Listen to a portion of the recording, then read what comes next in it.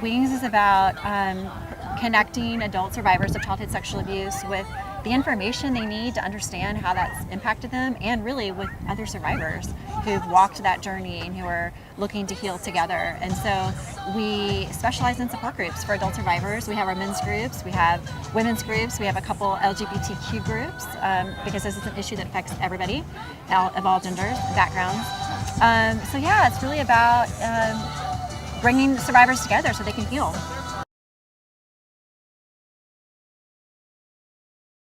Awareness, solidarity, strength, connection, voice, empowerment. This is actually, we've claimed September as Childhood Sexual Abuse Survivor Awareness Month.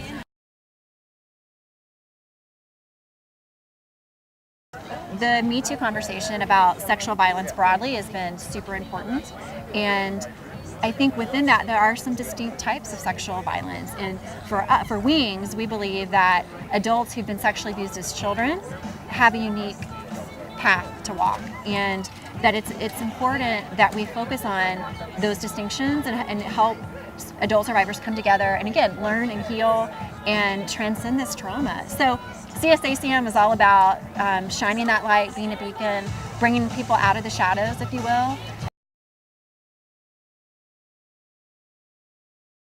I think it's always important that I am a survivor and I'm open about that, but not everybody wants to be. I mean, we believe in honoring privacy, honoring confidentiality, so folks don't ever have to wave the banner and say Me Too. But we want them to know that if that is their experience, there are resources. We want to be there to provide support and to help them heal in ways that make sense for them. But no one knows that if we're not out there and if people don't know that we exist.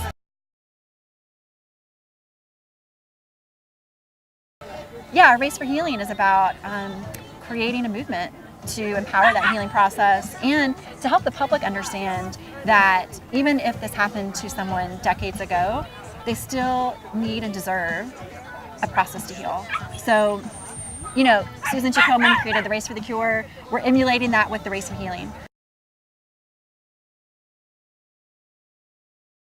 It doesn't have to be public.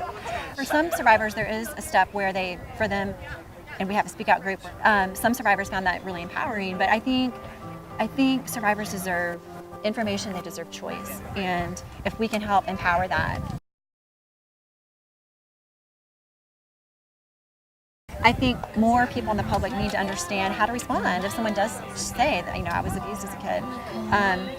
And more as a culture, more professionals in the mental health space and the healthcare space also need to know how to respond and how to help somebody step into that healing journey.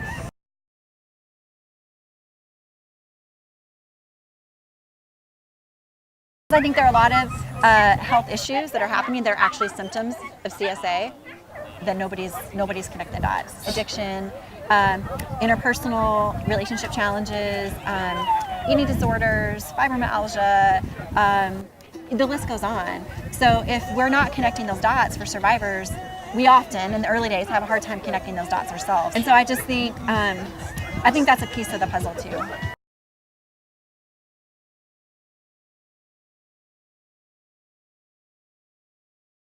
There's a profound need to hold space, to learn how to hold space for the truth of what has happened to adults who've been sexually abused as children. And let me also say that extends to children. I mean, but for the purposes of our conversation today, we've not been willing to talk about, to see, to hear, to hold space for this truth. And I think that's what our support groups do. I think the message to share with survivors, loved ones, and the public too is the good news is there's healing. The good news is we're designed for resilience, and that's really what our Race for Healing is sort of about. Let's talk about the hope. Let's talk about the healing. We can't change that this is a hard topic, but we can learn how to be with each other and how to heal together, how to come out on the other side.